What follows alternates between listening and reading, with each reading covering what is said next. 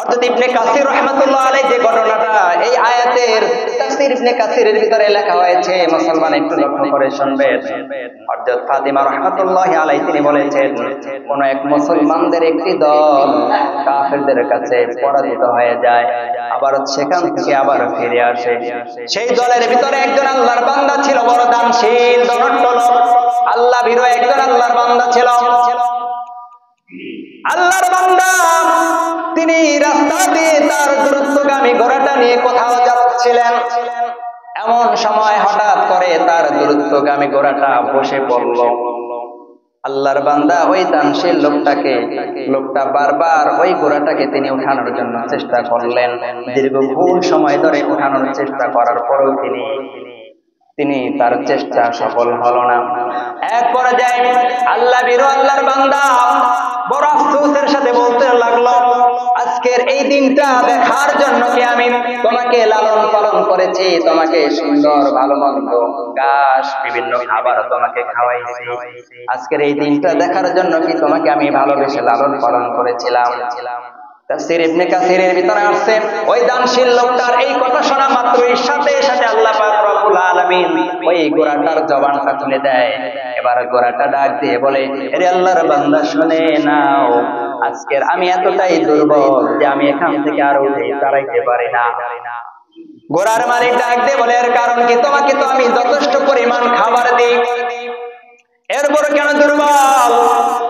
ঘোড়াটা ডাক দিয়ে বলে, আরে আল্লাহর বান্দা, আপনি যার মাধ্যমে আমাকে খাওয়া দাওয়া করান, যার মাধ্যমে আমাকে রিজিক অর্থাৎ রিজিক অর্জন করান, ওই বান্দাটা ওই লোকটা আমাকে পরিপূর্ণভাবে আমাকে খাবার খাওয়ায় না। আমার জন্য যে খাবার নির্ধারণ করা আছে ওই খাবার থেকে সে কিছু অংশ চুরি করে নিয়ে যায়। আমার উপরে সে জুলুম করে, অত্যাচার করে, নির্যাতন করে, যার কারণে আমি এতটাই দুর্বল, আমি আপনাকে নিয়ে আপনার গন্তব্যের স্থান পর্যন্ত যে পৌঁছাইব সেই শক্তিটুকু আমার নেই। আল্লাহর বান্দা দানশীল ডাক দিয়ে বলে, রে গোরা শুনে নাও, আল্লাহর শপথ করে বলি, ওই আল্লাহকে সাক্ষী রেখে বলি, আজকের থেকে আমি কথা দিলাম তোমাকে আমি আমার নিজের হাতে তোমাকে এখন থেকে খাবার খাওয়াবো, তোমাকে লালন পালন করবো, তোমাকে ভালোবাসবো। কিতাবের ভিতরে আছে, ওই আল্লাহর বান্দা দানশীল লোকটার কথা শোনা মাত্রই ঘোড়াটা উঠে দাঁড়িয়ে গেল আর ওই দানশীল লোকটাকে তার গন্তব্যের স্থানে পৌঁছে দিল। একটু লক্ষ্য করে শুনবেন, নিজের হাতে ঘোড়াটাকে লালন পালন করতেছে বড় ধনী মানুষ। লোকেরা জিজ্ঞাসা করলো, এত ধনী হওয়া সত্ত্বেও আপনি নিজের হাতে ঘোড়াটাকে খাবার খাওয়ান কেন? আপনার তো লোক ছিল, এরপর আপনি কেন এই ঘোড়াটার খাবার খাওয়ান নিজের হাতে?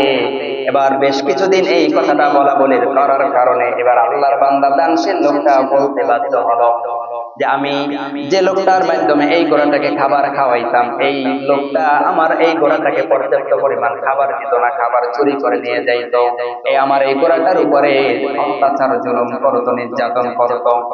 আমি একবার সফরে যাওয়ার সময় আল্লাহ তাআলা তার জবান খুলে দেয়, সে আমার কথা সব ঘটনা খুলে বললেন। ও মুসলমান, একটু লক্ষ্য করে শুনবেন, তার এই কথাটা পুরো এলাকার ভিতরে ছড়াছড়ি হয়ে গেল। আল্লাহর বান্দা দানশীলের তার খ্যাতি আরো বেড়ে গেল। দূর দূরান্ত মানুষগুলো তার কাছে আসা শুরু করে দিল তার এই ঘটনা জানার জন্য। এত আশ্চর্যজনক ঘটনা, ঘোড়ার জবান খুলে গিয়েছে, এটা তো আশ্চর্যজনক ছাড়া আর কিছু নয়। দূর দূরান্ত থেকে মানুষগুলো তার কাছে শোনার জন্য চলে আসতো। অন্যদিকে বাইজিয়ান্টিয়ামের যিনি বাদশা ছিলেন, তিনি চিন্তা করতেছে এমন একজন মানুষ যদি আমার শহরে থাকে, এই শহর আল্লাহ ধ্বংস করবেন না। এমন একজন মানুষ যদি আমার শহরে থাকে, আমার এই শহরের ভিতরে কোনো বিপদ আপদ আসবে না। এমন একজন মানুষ আমার শহরে বড় দরকার। তিনি অনেক চেষ্টা করলেন, কিন্তু এরপরে ওই আল্লাহ বিরোধানশীল লোকটাকে তার শহরে আনতে পারলেন না। তার চেষ্টা ব্যর্থ হয়ে গেল। তিনি এবার একটা কৌশল অবলম্বন করলেন। একজন লোককে পাঠিয়ে দিলেন, যা ওই লোকটাকে তুমি যদি আমার শহরে নিয়ে আসতে পারো, তোমার জন্য বড় পুরস্কার আছে। যদিও লোকটা প্রথমে মুসলমান ছিলেন, পরে মুরতাদ হয়ে গিয়েছে, তিনি অন্য ধর্ম গ্রহণ করেছে। এবার ওই যে লোকটা বাইজিয়ান্টিয়ামের বাদশা, তিনি যে লোকটাকে পাঠিয়ে দিলেন, তিনি ওই লোকটা ওই আল্লাহ বিরোধী লোকটার কাছে চলে আসলো। আসার পরে তার কাছে ইসলাম ধর্ম গ্রহণ তিনি করেছেন। এই মিথ্যা কথা বলে তার কাছে তিনি আশ্রয় নিলেন, দীর্ঘদিন ধরে থাকা শুরু করলেন। বেশ কিছুদিন পরে তার সাথে একটা বিশ্বস্তজনক একটা ভালোবাসার সম্পর্ক হয়ে গেল মুসলমান। একদিন তিনি ওই আল্লাহ বিরো আর ওই মুরতাদ লোকটা নদীর পাড়ে ঘুরতে গেলেন। নদীর পাড়ে দিয়ে হাঁটতেছিলেন, এমন সময় ওই মুরতাদ তার আগেই একটা কল্পনা ছিল। তিনি বাইজিয়ান টিমের একজন সদস্য আরেকজন রেখে দিয়েছিলেন যে আমি নদীর পাড়ে আমি সেই লোকটাকে ধরে নিয়ে আসবো, আর আমরা দুইজন মানুষ তাকে মিলে আটক করে আমরা বাদশার কাছে নিয়ে যাব, আর তার কাছ থেকে আমরা মূল্যবান উপটোকন আমরা গ্রহণ করব।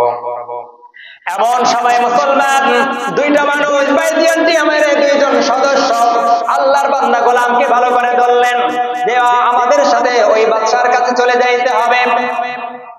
কিতাবের ভিতরে আছে মুসলমান আল্লাহর বান্দা দানশীল আকাশের দিকে তাকাইয়া ডাক দিয়ে বললেন, আল্লাহ আমার কাছে তোমার নাম বলে তোমার কথা বলে আমার কাছে মিথ্যা অপবাদ দিয়েছে, তোমার কথা মিথ্যা আশ্রয় নিয়েছে। আল্লাহ আজকের এই দুইজন জালেমের হাত থেকে তুমি তোমার বান্দাকে রক্ষা করো।